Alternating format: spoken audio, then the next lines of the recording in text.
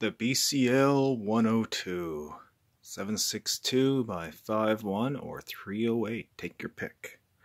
Anyway, let's give a quick review of this rifle. This rifle is an early production model. I've had it now a few years. It's not bad. It's not bad for what it is. This is basically a copy of an early AR-10 style rifle, non-restricted here in Canada. A lot of people bitch and moan about these rifles, and I'll be honest, I don't understand why. This one has been reliable. The only thing it doesn't like is bullets loaded with cartridges loaded with really long bullets. I have shot everything from surplus to hand loads in this, and the only thing it doesn't like is, to be honest, it doesn't like really expensive ammunition. I tried to say that Hornady, I think it was match something. Anyway, it was a fairly long bullet. It did not like it. So, that's life, right? Anyway, it's got an interesting 6-port muzzle brake. People at the range don't seem to like it because it seems to put a lot of blast to the sides. It's threaded here. That's for a suppressor. Unfortunately, those aren't legal here in Canada unless you're police or criminal or someone else. Fluted barrel. Problem with the fluted barrel is I have a video on my channel. I've shot this with the 600 meters. The first 2-3 rounds, it's accurate. And then because the barrel is so light, you start to lose accuracy quite quickly. You have to let it cool down. So we've shot this with the 600 meters, and it's accurate at 600 meters, the first 3 rounds. And after that, you lose the accuracy. But if you need more than 3 rounds, what are you shooting at, right? You're just target shooting. Shoot 3, let it cool. Shoot 3, let it cool. Handguard, it's not bad. I'm not sure the manufacturer. I'm pretty sure it's also manufactured in-house by BCLl, which used to be NEA. This one here mounts a Leupold VX3 long-range precision optic. Seems to work quite well. AR style trigger group, and I just kept the original handguard or the pistol grip on it. I'm not looking for anything fancy. I use Magpul mags in this. They seem to work quite reliably. I know other guys are using other things, but that's what works. Every time I find them, I buy a few. The buttstock, yeah, it's cheap. It's nothing fancy at all, but it works, right? That's all we're looking for. I'm not looking for a $4,000 rifle, because this is not a $4,000 rifle. Let's give you a view of the other side here. You don't need to know my serial number, because it's really not important.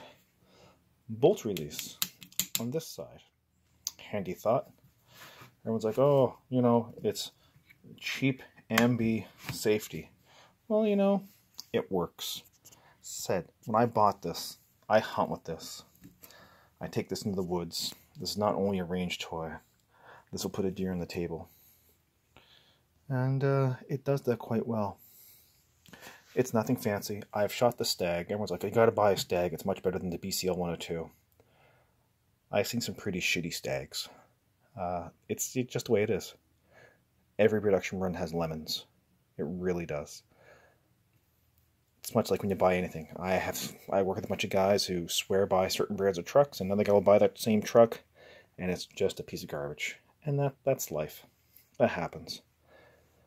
These guys have a lifetime warranty. I don't know if I have to register my warranty. I bought it through a company called sfrc in Ontario. They were fantastic. I'm away a lot with my work. And I said, listen, I'll be home, basically within this 2-week time period. If you guys can ship it then, that'd be great. If not, I can't get it till like next year. Sure enough, they shipped it, and it showed up on time when I thought it was going to show up. Fantastic. Buy a rifle from sfrc in Ontario. What else? I was going to put a bipod on it, but I'll be honest, the shooting I do, I don't really need one. I have a spare one kicking around the house. It's just one of those things. The magwell, people say the magwell on these is really tight. I think that has a lot to do with the magazines you're running. That's life, though. Sorry, I want to show you a little something. This stuff, my local Walmart actually had this on sale. Walmart had this on for $11 a box, so I bought every box they had. The problem is this rifle does not like them. It just doesn't. I think it likes lighter bullets. These are what, 180s? Yeah, these are 180s. Yeah. This rifle does not like them. This rifle does like cheap surplus. The Hertenberg loves it. Absolutely loves it. I haven't tried any Chinese surplus. But, yeah, I bought a couple boxes of this when it was on sale. I assume it was on sale. Canadian Tire went at $30 a box, and this was 11 and change. I think it was $11.99. Can't beat that price. The price is still on. The price, of course, is still not on. But, yeah. No, not bad little rifles. When I first got it, the front takedown pin was a little stiff. So I took it apart. And I checked. And there's a bit of debris or something in there, probably from the manufacturing process. And now it comes out when I want it to come out, nice and easy. Said the buttstock is cheap, the pistol grip is cheap. The forend, as I said, it seems to be of good quality. The Cerakote, or whatever you call it, on this rifle is the same all the way through, which is nice. I know the lighting doesn't say that, but, you know, I was like, oh, it's not hard anodized. Listen, how can I put this? I served in the military for over 20 years, fixing weapons. The guys who need hard anodized rifles are kicking in doors and shooting ISIS members.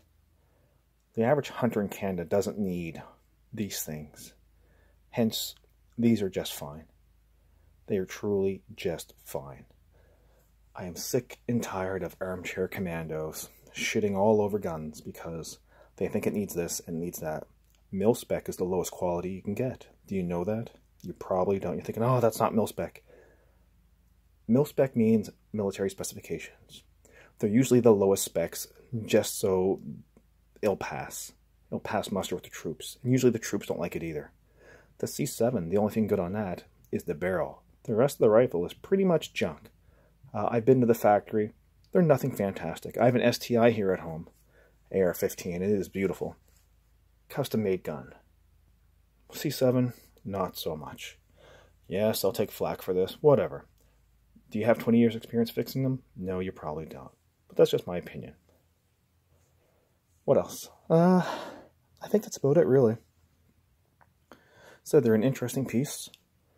They're different. I bought it mostly because the lefties don't like them. It looks scary. You know, people see this in the woods and are like, oh, you can't have that. Well, yeah, I can. And I do. Much like I have a 500 horsepower car. Same reason why. Because I can. Anyway. Getting off topic, starting to rant and rave, and that's not good. Not on a Saturday night. Anyway. You guys have a great night. I'm going to go post this thing. And maybe drink some beer. I don't know. You guys have a great night. Said Ruger... I'm sorry. Black Creek Lab 102. You guys have a great night.